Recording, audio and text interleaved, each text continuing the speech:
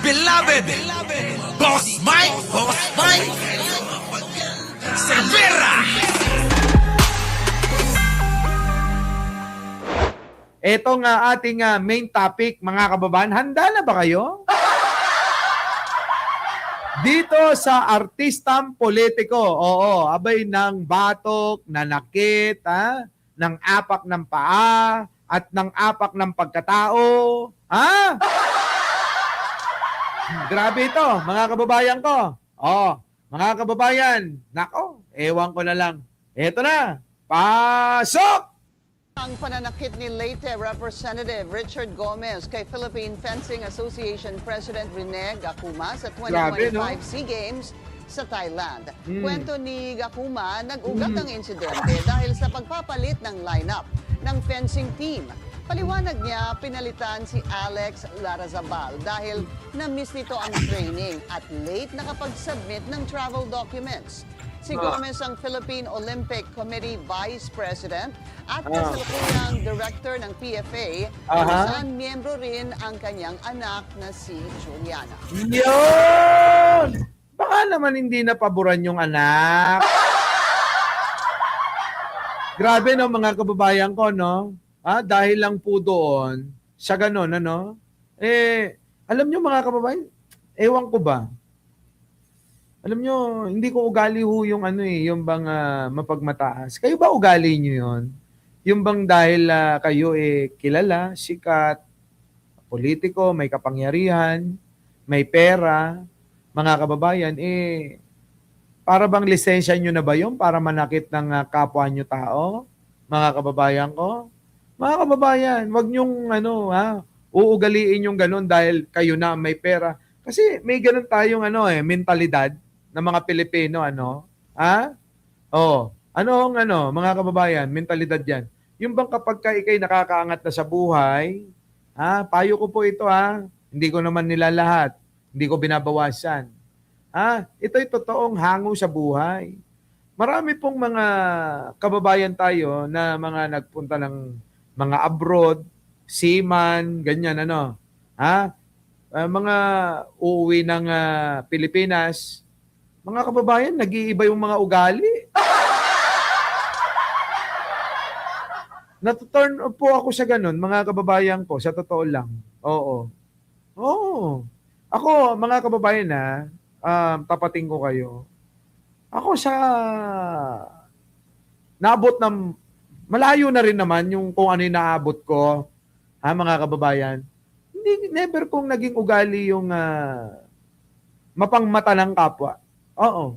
Kasi naniniwala ako, lagi ko 'tong sinasabi, ewan ko, nasabi ko na, no, narinig nyo na ang buhay ng tao, mga kababayan ko, ay parang gulong. Ngayon na inaapi mo, sinasabihan mo na dahil wala, dahil mahirap, kaya api-apihan, dumadating kasi yung panahon na pag-ikot ng mundo at yan ay nagsipag, yan ay nagporsige, nagsumikap, mga kababayan, biglang mas mayaman pa sa'yo yan . Tama, mga kababayan ko? At darating yung panahon na yung dating ikaw na mataas, siya yung nandoon. At yung dating minamata mo, na kung saan dating nandun siya, ay yun ngayon yung kinalalagyan mo. Nangyayari po yan na madalas. Tama po ba mga kababayan ko? So ngayon mga kababayan, gusto kong matutunan natin yung aral dito. Ano yung aral, Boss Mike? Ang aral po dito mga kababayan ay matuto po tayo na laging nakatapak ang mga paa sa lupa. Di po ba? Kasi mga kababayan ko, sabi nga, lagi ko rin binabanggit to na ang nagpapakataas daw ay ibinababa at ang nagpapakababa ay itinataas, mga kababayan ko. So alam nyo, yan yung naging panuntunan ko sa buhay ko .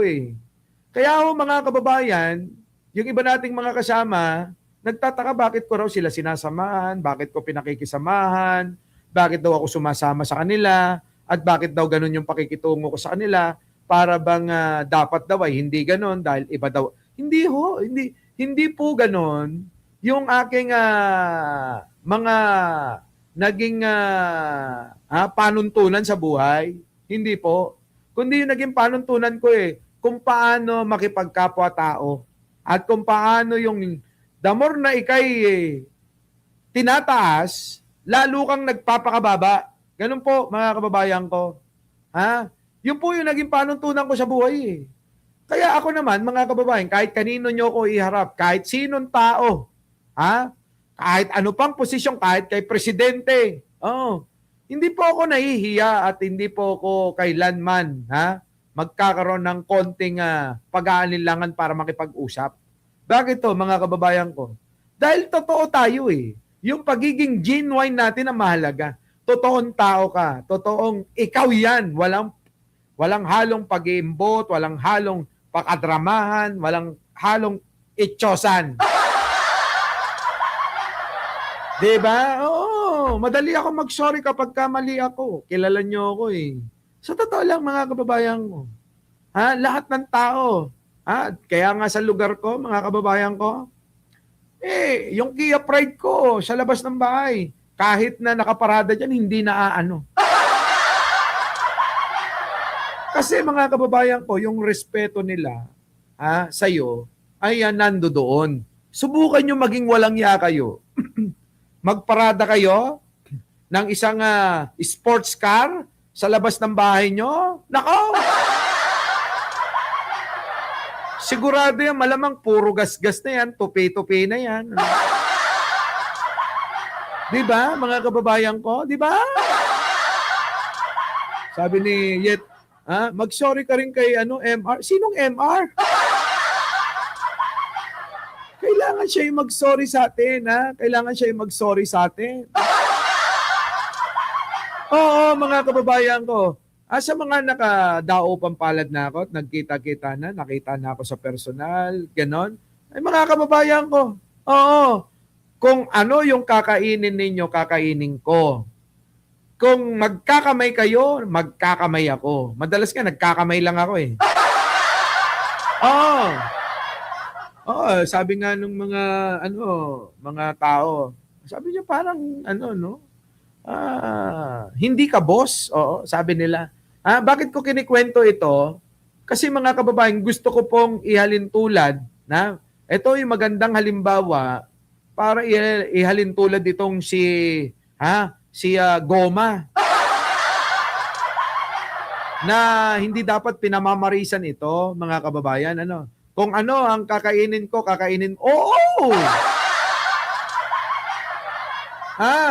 Basta iba naman yung mga kinakain natin tuwing gabing madaling araw at mga hiwalay yun Oo, ibang kwento yun. Pero yung literal na pagkain, mga kababayan ko, kahit anong ayan si Madam Evangeline Camelosa. Mga kababayan, napakaloki ko lang. Hindi po tayo maselan at hindi po tayo kailangan, ewan ko, bakit may mga ganitong tao, mga kababayan ko. Ako inis, oo. Turn off ako sa mga ganyang klaseng tao. Kaya mga kababayan ko, ulitin ko lang, mas okay po yung maging mapagkumbaba lagi, marunong makipagkapwa-tao, ganyan, Oo, hindi ho yung tulad niyan, Tignan nyo, mga kababayan,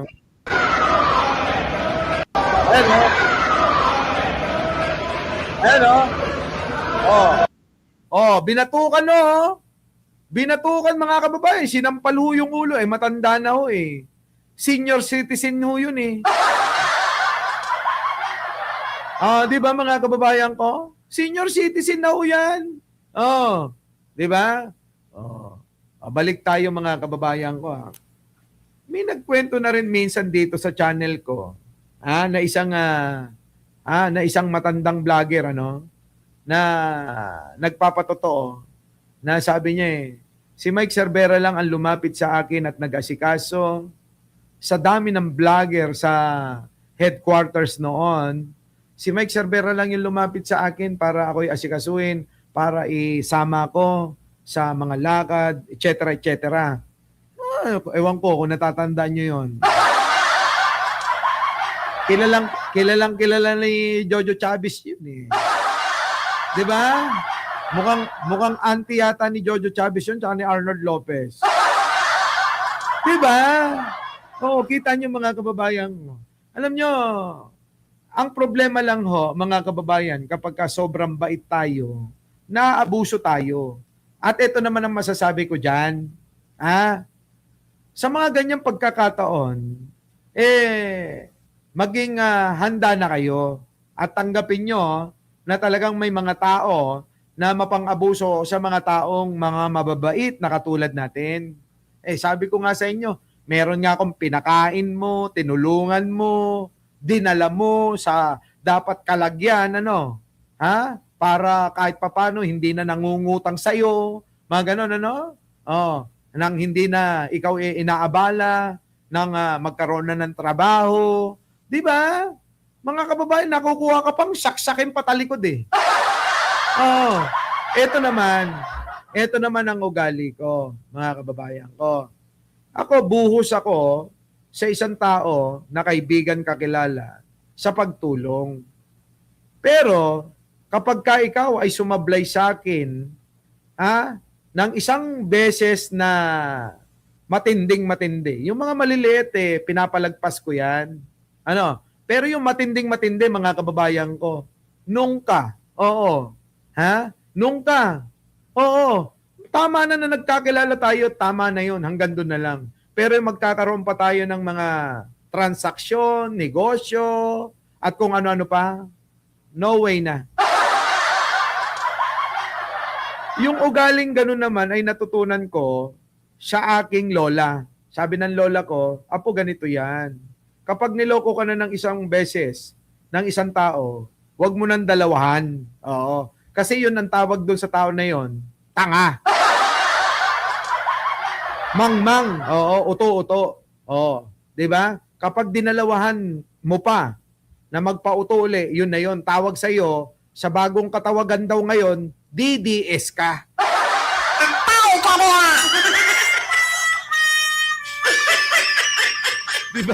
Diba? Hindi naman ako DDS. Oo. Diba? Putik na yan. Ang haba na ng kwentuhan natin, mga kababayan. Iwan na natin yan si Goma. Actually, mga kababayan, kahit anong paliwanag niya, sabi nga dito, mayabang pa. Naman, ni later fourth. Tingnan nyo alangang halikan ko siya. Mayabang pa. Ang kakapal ng mga mukha, mga kababayan, ang kapal ng mukha ni Goma. Pero yun yung sabihin alangan halikan ko siya. Kaya daw niya binatukan. Gago, di ba? Di ba? Marami talaga akong insertion sa live, alam mo yan. Jojo Chavez, kung wala yung mga insertion kong mga Ricardo, malamang hindi ka nagtatawa rito. Di ba? Kung focus lang ako, tulad nito, tignan mo, pansinin mo. District Representative Richard Gomez ang pang-aaway niya kay Philippine Fencing Association President Rene Gacuma. Inaway daw po itong kakuba ni Goma. Binubuli raw kasi nito ang mga atleta nila. Grabe ang sama ng ugali. Binubuli daw yung mga atleta. Narito ang aming exclusive report. Pakinggan po natin ang salaysay at sasabihin ni Goma. Gusto mo ganon? Gusto mo ganon mag-vlog? Wala. Hindi. Ang pangit, di ba? Ang pangit. Pagka ganon, walang spicy. Di ba, Ruel San Pedro? Wala Kailangan yung maraming, mga spicy, parang lutong China. Lutong incheck, lutong, ang tawag dyan masarap na putahin ng mga Chinese, hindi mo alam kung ano yung mga nilalagay, Sa Sa pool sa CCTV, ang pananakit Ayan mga kababayan, binatukan na nga po. ni Leyte 4th District Representative Richard Gomez kay Philippine Fencing Ayun no, binatukan nga po. Association President Rene Gakuma sa Oo, grabe naman talaga si Goma, no? Nambabatok siya. Games sa Thailand. Sa eksklusibo kong panayam kay Gomez sa One Balita Pilipinas, ikinwento niya ang panig niya sa nangyari noong Ayan o. Ikikwento na ho ni Goma kung paano naman yung kanyang kanyang panig. Puta, may kilala ba kayong ganong mag-vlog? Ang pangit, di ba? Sabi ko siya, pangit pagka ganun eh. Martes. Hindi niya itinangging nanakit siya, pero nagkaroon daw sila ng konfrontasyon ni Gakuma. Grabe nasaktan yung matanda hawak-hawak yung ulo. Imbis daw po nakausapin, ay sinugod, tinapakan sa paa, Ang laka. pinilipit daw niyo ho ang hinlalaki niya Nako. at binatukan. May lumabas po na video na nabatukan nga po siya. Oo nga. Hindi ko nakita yung video eh. Kita mo, gago talaga. Kinang ina mo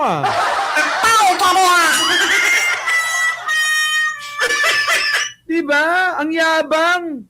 Ang yabang mga kababayan ko. Ganito ang Mike Cervera. Gago pala to mga kababayan ko. Napakayabang na itong gago na to mga kababayan ko. Kung kailan tumanda tong putang inan to.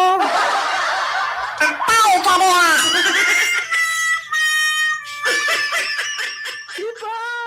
Hindi daw niya nakita. Siya nga yung may gawa. Inan to. Huwag ka lang magagawi talaga dito sa amin, Goma. Baka gusto mong ulanin ng bato. Nagkaroon talaga kami ng confrontation habang nag-uusap kami.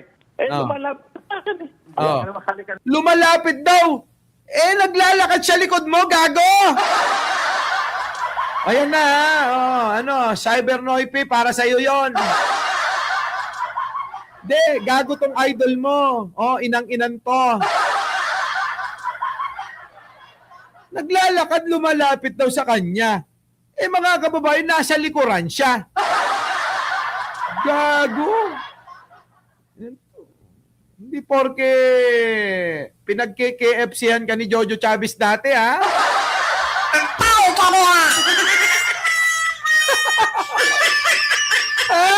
Ay! Papaboran ka namin dito. Jojo Chavez, nakailang KFC ka rito.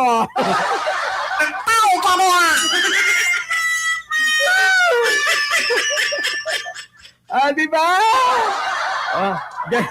Ganyan mag-vlog si Mike Cervera, may mga insertion. Masaya, ganon, di ba? Masaya! Ayan Hoy, Gemma Aminin nyo!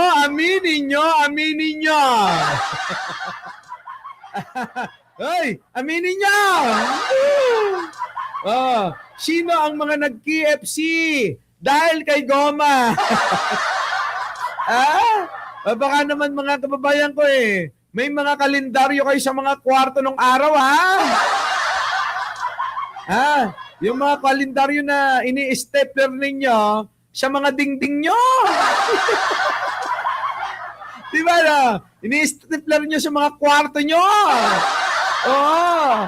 Tapos ay nako, mahirap magsulo. Diba? Nako. Diyan nadali yung kaibigan ko. Kaka-KFC.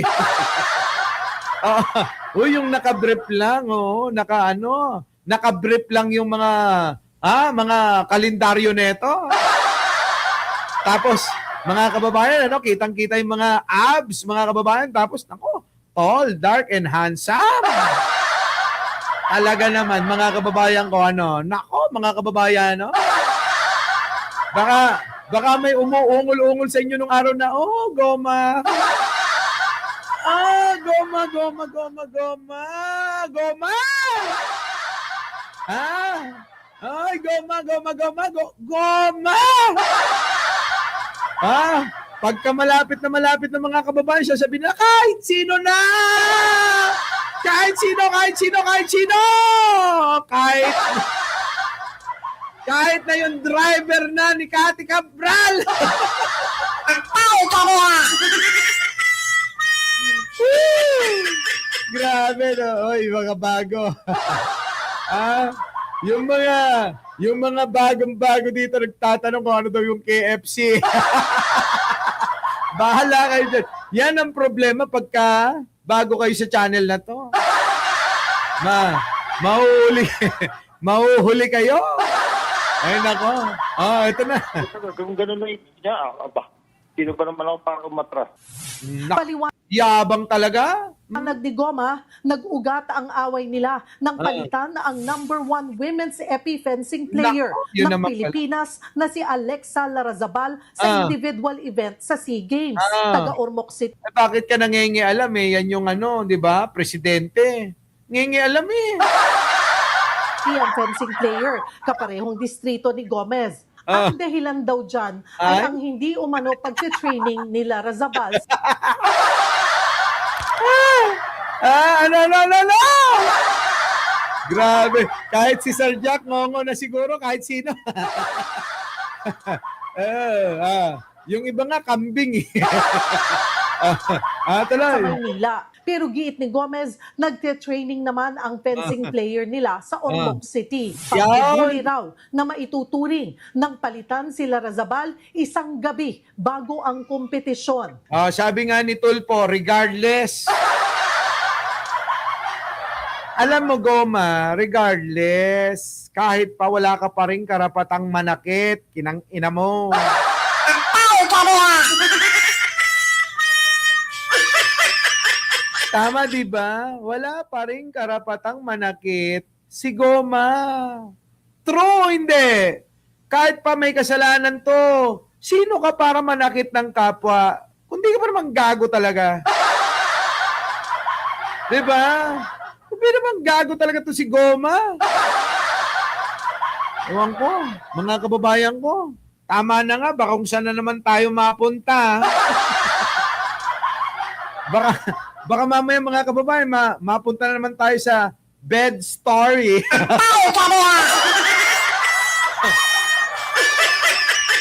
Diba? Di ba yung mga naging jowa niya naging jowa din ng gabinete ni Presidente? Diba? Mga kababayan ko, alam niyo naman ang mga artista, may kanya-kanyang mga kwento sa buhay yan. Diba? Sabi nga nung iba mga kababayan, may mga artista daw na lalaki na talagang mga kababayan, abay pumapatol daw siya kapwa lalaki. Alam niyo yan siguro, no, mga kababayan, ha? Meron nga daw kwento, naku, grabe daw binebengbang daw yan mga kababayan ng yung mga artistang lalaki, binibengbang daw ng mga mayayamang mga, tulad daw ng ni Botomesa. Ay, nako! Tama na, 2 oras na tayo mga kababayan. Ay, maraming salamat po sa inyo, At abangan nyo po kami sa Radyo Pilipinas mamaya po. So, paano? Ayawan na! Maraming salamat po. Our beloved Boss Mike